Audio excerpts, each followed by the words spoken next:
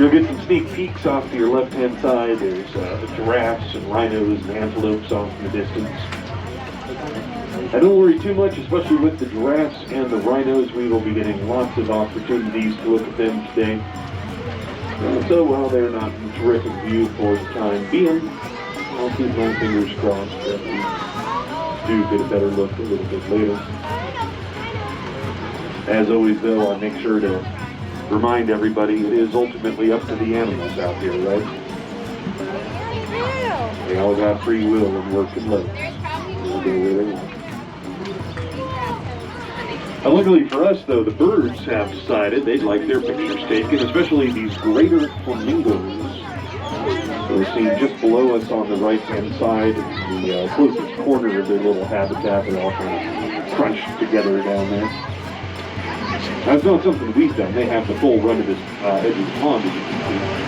But the flamingos like to hang out in very dense-knit groups to help protect against predators. The more friends you have, the more eyes there are, the better chance of spotting them. That's why those African flamingos tend to have the relatively pale plumage, whereas Caribbean flamingos tend to be much brighter pink in color. The paler color is better for blending into a background. The bright pink, better for standing out and showing off. Good ways we can have an impact on the world around us.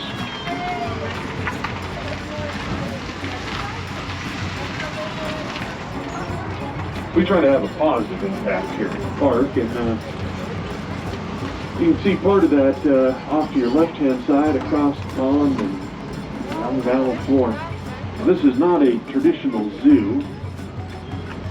Instead, we see here an area for grassland and desert animals to spread out, organize their societies the way they would in the wild, behave the way they would in the wild. As you can tell from the temperature today, we are certainly making a swing through late spring and early summer here. Starting to get a bit on the toastier side than it had been even just a week or two ago.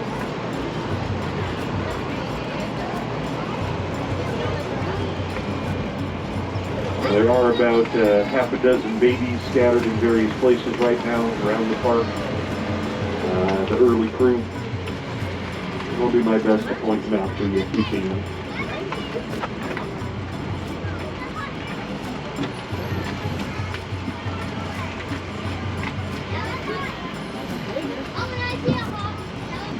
More of our feathered friends coming up on the right-hand side of the vehicle. For rupals, vultures with black and white spotted plumage, and the lapis-faced vulture, which has the red head. Both of them are critically endangered. And while I know that vultures are maybe not as, let's say, cute in the traditional sense as some of the other animals we see today, they are every bit as important to the ecosystem. We need to keep our vulture friends. Back to our left in the world of mammals, got a herd of giraffes there up toward the top of the hill. And one of the giraffes is a youngster, about 7 months old. You'll see him right in the middle of the group. He's just lying down right now. Collapsed his front half and then his back half. Now just his neck and head is sticking out. Now he's even putting that down. Oh, he's hiding from us. Well, you don't want to get your picture taken, buddy? That's okay. There he is again. Pop that head back up. This is out near that tree with the bright orange red flowers. There's 2 of those trees. He's right in between them.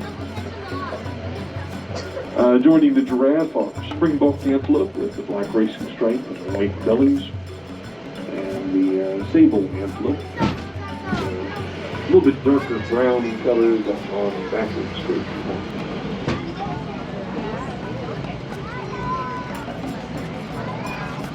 And just like vultures are more important to the ecosystem than commonly leopards, they're not eating giraffes every day.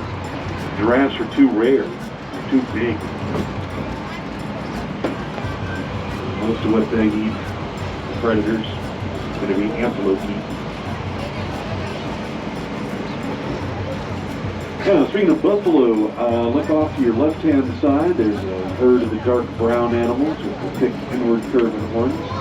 And the buffalo have quite a few of the babies that we're going to be looking for today. At least 4 baby buffalo out there. I see one of them from where I'm sitting here. I'm going to pull you just a bit farther forward for the best view. If you see where the intersection of the fence lines, or I should say the intersection of the roads is, there's one mother buffalo. She's standing, and it looks like there's an extra leg sticking out from her chin. That's a little baby buffalo there mooning us. There you go. There comes another one. Run out towards the center of the group. Where unfortunately an ongoing war has devastated the human population and driven the Somali wild ass to the brink of extinction. Wars are... Those are cliff swallows. They winter down in Mexico and Central America, then return to Southern California springtime. Spend things in summer with us, raising their chicks, building mud nests along the underhangs of roofs and bridges.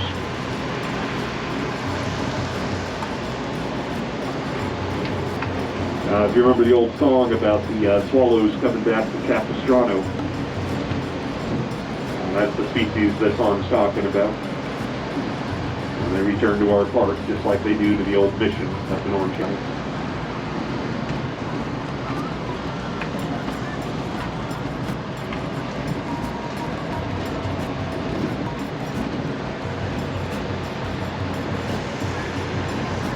Looks like there'll be another flock of swallows in this bridge just up here. But down in the pond that the bridge travels over, we've got roan antelope. Big barrel-chested animals with a black and white face and short backwards curving horns. One of the most water-dependent antelope species. Roan antelope generally live in light savannas in southeastern Africa that are, generally speaking, pretty dry. Hang out a little bit farther inland.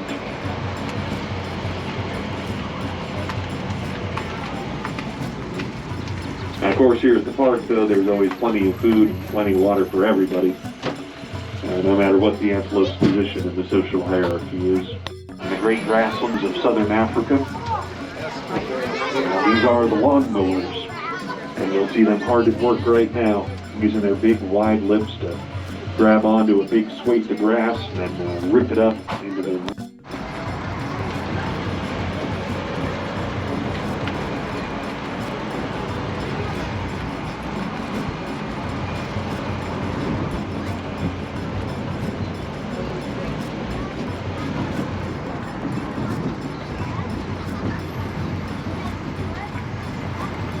Looks like the buffalo herd again down to our left. The buffalo not alone, you'll notice there's a little group of antelope that's traveling with them. And some rhinos as well. The antelope are called Nile Lechwe. The rhinos, meanwhile, are false.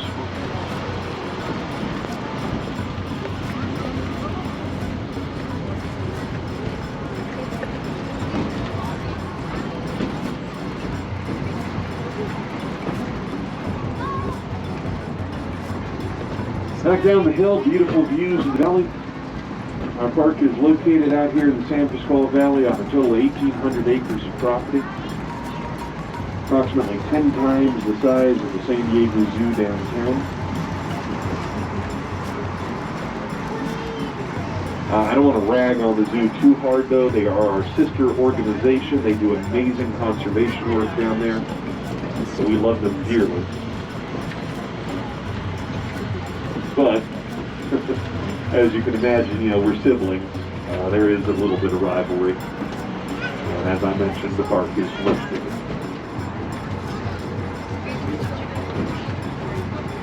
This leads to amazing views like we have here. We're going to have animals all around us, left and right, forward and back. Giraffes and antelope on the left, desert antelope and zebra to your right. Now I'm going to point out the zebra first because they are The trickiest, the little zebra bottom as well. Two of them standing side by side, facing in opposite directions. Those are the largest antelopes in the world. Come from the savannas of eastern Africa. While to your right-hand side, framed against the blue sky, these white antelope, the brown necks, and the backwards curving horns. Those are scimitar horned oryx. No hiding now. We got a nice clear view of you. Everybody make sure to say hello. He is.